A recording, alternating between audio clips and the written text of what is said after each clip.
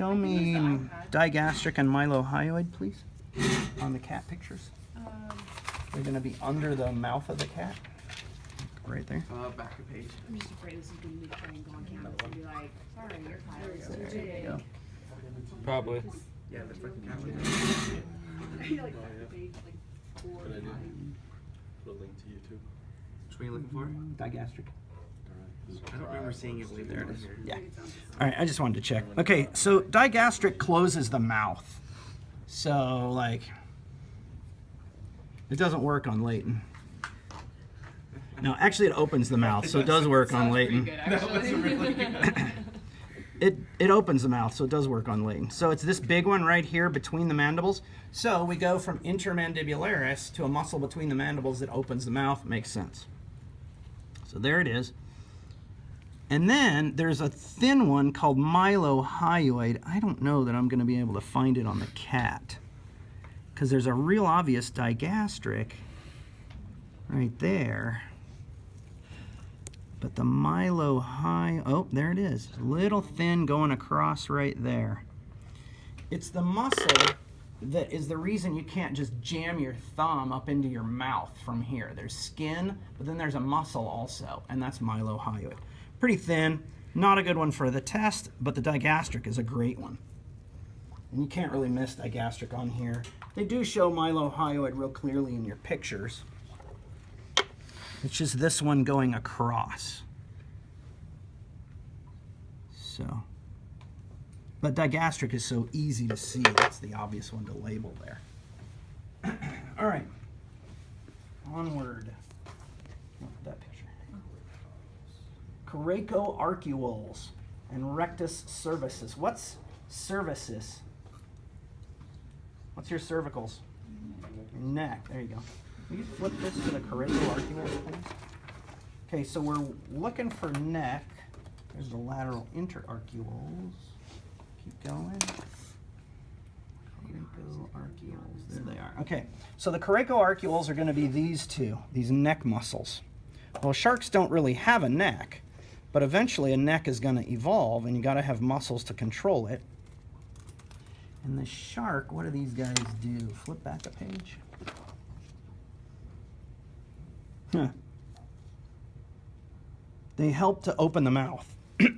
So they're in the right position to be neck muscles later. So let's see, rectus cervicis. What is rectus? Anybody know? What's your rectum?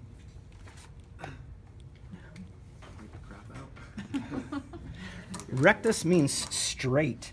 Your rectum actually looks very straight from the inside. It's probably that little straight muscle, but let me take a look in your book, make sure I'm right. There it is. Okay, so you got to get past interhyoid, sphincter. I think this is, let's see. Yeah, I think that I'm in the right place for rectus cervicis right there. Pretty small, not the most wonderful one for an exam. And that gives rise to a bunch of difficult throat muscles that my human anatomy students hate. Okay, sternohyoid is the easiest one. It's this one. It's actually a paired muscle, but it's not obviously paired in this cat. But it's this straight up and down one. It's attaching to the hyoid bone, which I can feel right under that big vein. So you can feel it with your fingertip. Right there, there's a bone. Okay? So coming from your sternum up to your hyoid is this straight muscle, sternohyoid. That's not too hard. Coming down to it from above are some other muscles like geniohyoid. Can I see those cat pictures? Make sure I get this all right. Sternohyoid. Da, da, da. Yeah, that is geniohyoid. What's that? Thyrohyoid and sternohyoid. Okay, so then you've got a muscle off to one side. So here's the edge of sternohyoid, and there's a little muscle called sternothyroid. because it goes from the sternum to the thyroid cartilage. Oops, and I messed it up. Okay, so there's a little white line. Sternothyroid goes from the sternum up to that little white line, which is actually the thyroid cartilage. And again, if I feel down, yep, there's the thyroid cartilage. And you can always find it, even in a human, there's a white line right there. Above the white line is a muscle that goes from the thyroid cartilage to the hyoid bone, so it's called thyrohyoid. Below that is sternothyroid. So sternohyoid's the easy one. Sternothyroid and thyrohyoid are quite difficult. And on the other side, they're not quite as clear, pretty much the same though. Sternothyroid below, thyrohyoid above. Those would be good bonus questions on a lab exam. Those are tough. Those are tough. All right, what do we got? I have a lot of bonus questions. Can we have a lot? Yeah. Quarter point apiece? I take whatever I can get. Can't complain. Okay. Pectoral fin extensors and flexors. All right, these are easy. So the pectoral fin extensors are going to raise the shark fins. The pectoral fin flexors are going to lower them. Okay? Raise them, lower. Right? Pectoral fin extensors, pectoral fin flexors. That's easy. You can't really miss those. Forelimb extensors and flexors. So now you take a look, and this guy doesn't have a forelimb. You take a look, and you've got flexors bending the elbow joint, making the joint smaller, and then extensors making the joint bigger. And really, these are your wrist. So these would be extensors, these would be flexors. So those are not very difficult. And then the same thing on the cat. So all you have to learn on the cat is this entire group is extensors, this entire group is flexors of the forearm. Okay, and then we get to some bigger, easier muscles. The pectoral muscle should just be that right there. Can you show it to me in a shark picture? Can you show me a shark picture?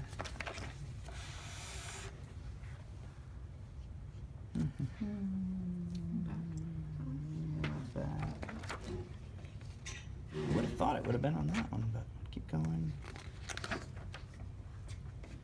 Pectoral fin extensor, pectoral fin flexor. Keep going. It's just not really showing just a plain pectoral. Anyway, so this stuff here, and then that's going to correspond to the totally obvious pectoral muscle. Between my fingers, looks like a diamond. And then that's just going to be pectoralis on the cat. See the fibers, how they make a diamond shape? Okay, so you can't really miss that one. What was that one called? Pectoral muscle? Just pectoral muscle. It changes to pectoralis when it's on the cat. It says it's the subscapularis. Oh, then subcoricoscapularis and then subscapularis. That might be a mistake where I just wrote pectoral muscle, but okay. So subcoricoscapularis, where's that going to be on the salamander? Subcoricoscapularis, there you go, under the scapula. I don't know if I can find that on this guy. That's going to be little. You can see it on the cat? So the subscapularis. Yeah, that one's easy. Subcoricoscapularis.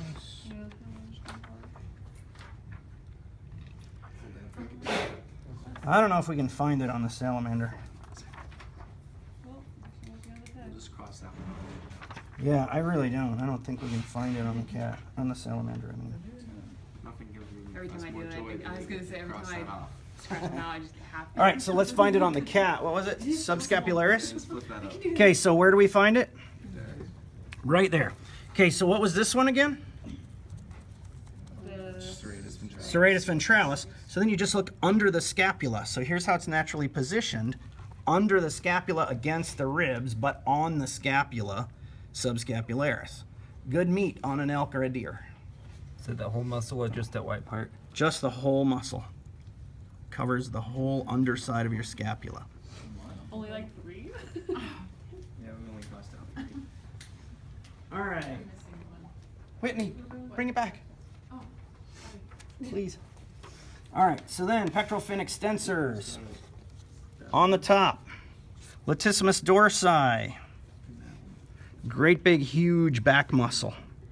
Can you find me that on the salamander, latissimus dorsi? But it's gonna be all of this.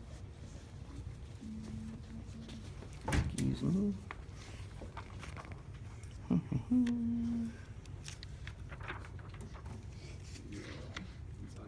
Oh, come on. Nope. Nope, we went too far.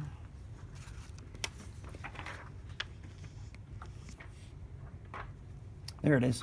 Latissimus dorsi.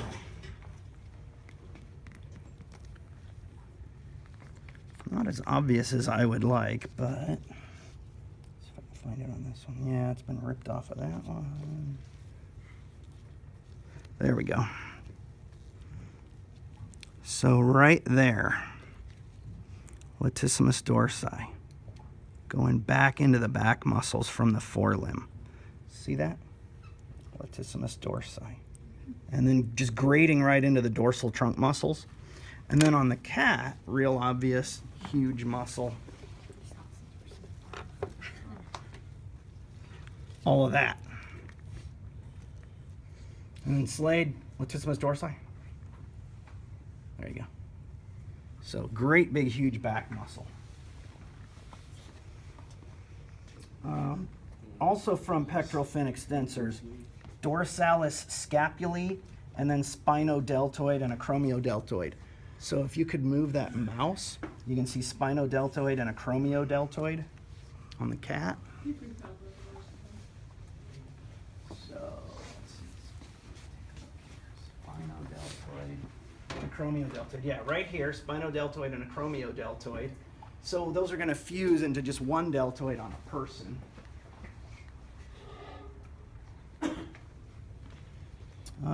Let's see.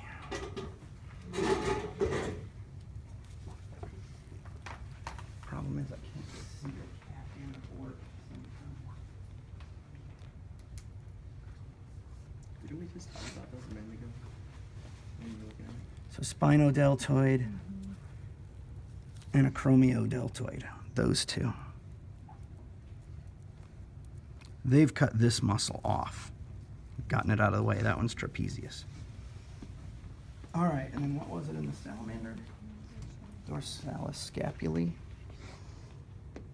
Right there. So that's going to be a real central muscle coming up off of the scapula. That one.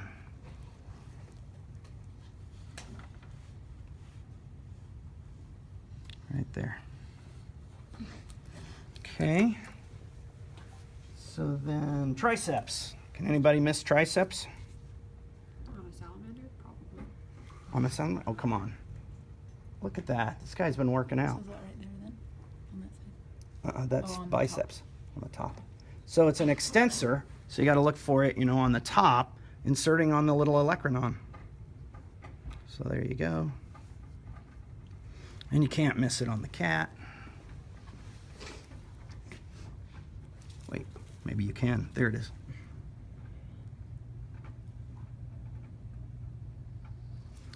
Okay, so that takes care of triceps.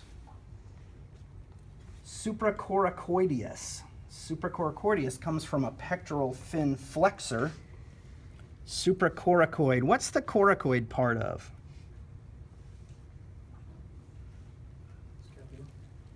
Yeah, pectoral girdle, yeah. Okay, so supracoracoideus on the salamander is going to be toward the front of the pectoral girdle, and it's going to give rise to supraspinatus and infraspinatus. So let's find supracoracoideus in here in the book. And must be on the next page. There it is. So looking under the salamander. Oh yeah, this one is kind of asymmetrical.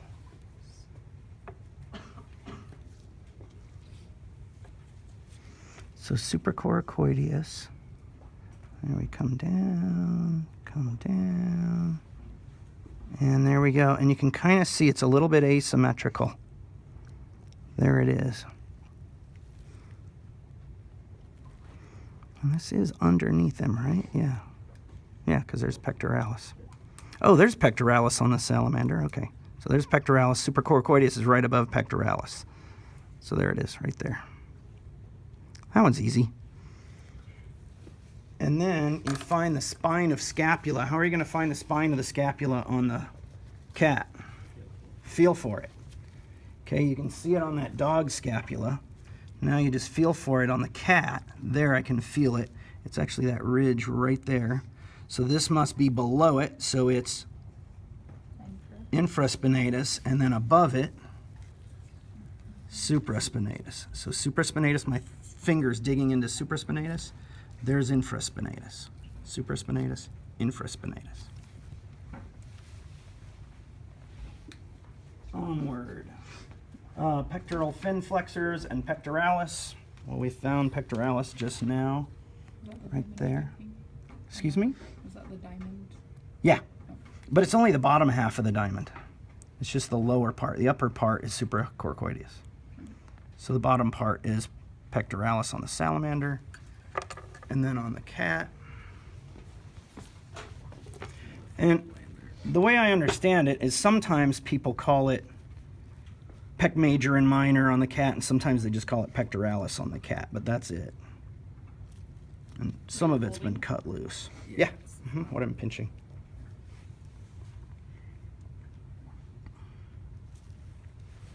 Okay, so that one's not very hard.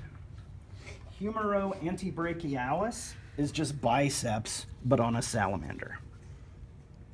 Because it's on the front of the humerus, humero-ante, and then brachialis also means humerus, so it's like humerus, front humerus. Humero-antebrachialis, it's a weird name. And then, of course, biceps on the cat, which is under some other muscle, but it's that one. Right there. Coracobrachialis is going to be a challenge. I don't know that I can find it on this salamander. It's pretty small. I don't even know if I can find it on a cat. So coracobrachialis, cross it out. Coracobrachialis. For sure.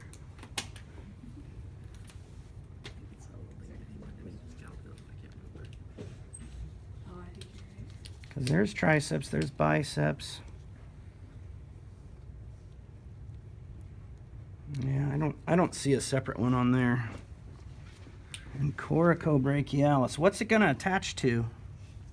Coracoid. Coracoid, which is going to be on the scapula, and it's a real deep muscle. So without digging around for it, I don't think I can find it on the cat. I'm just gonna get rid of that one. Yeah, I think probably get rid of coracobrachialis. It's not like wildly important even in humans, it's pretty small.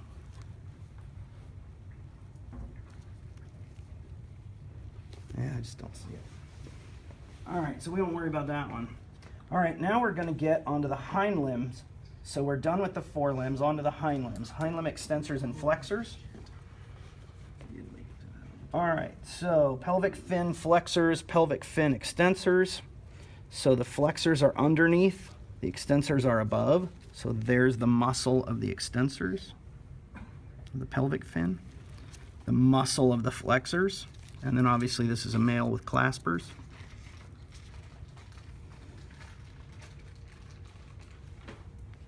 Okay, so first off, the lower hind limb extensors and flexors are real simple, and you just have to know them as that. So this one's not fully dissected, but down in here, and then let's look at them on the cat. Oh, here we go. Down in here you have extensors on the top, flexors on the bottom, and they're a lot more obvious on the cat. You've got extensors doing that and flexors doing that on the ankle. Okay, so your calf muscles are flexing the ankle.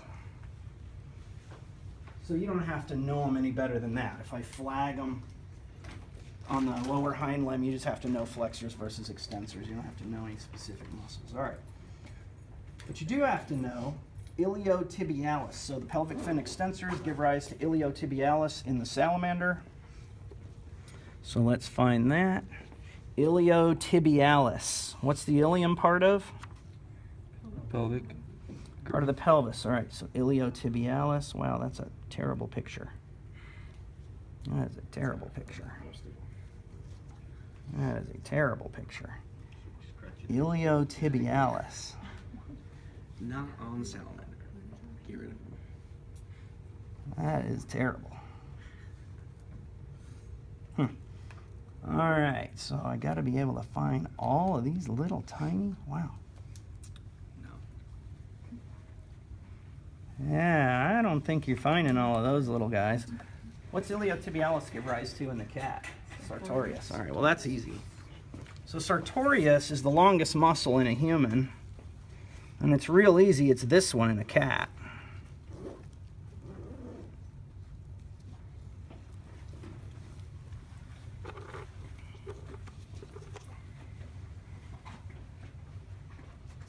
Ah, this one's much better. This one's got bigger legs. I think he's been lifting with his legs, doing squats.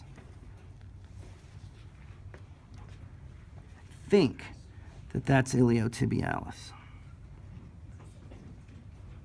I think that's iliotibialis. It's either that one or that one. But yeah, asking these on the salamander might be kind of pointless. A lot of them are missing. Let's just learn these on the cat. Some of these. Yeah, let's just learn these leg muscles on the cats because they're just so small on the salamander. Unless I find a real awesome one. Gracilis. That paper looks like vomit. Just word vomit all over it. There's a cat. Word vomit. Just word vomit all over my paper. Right there, that Sartorius picture.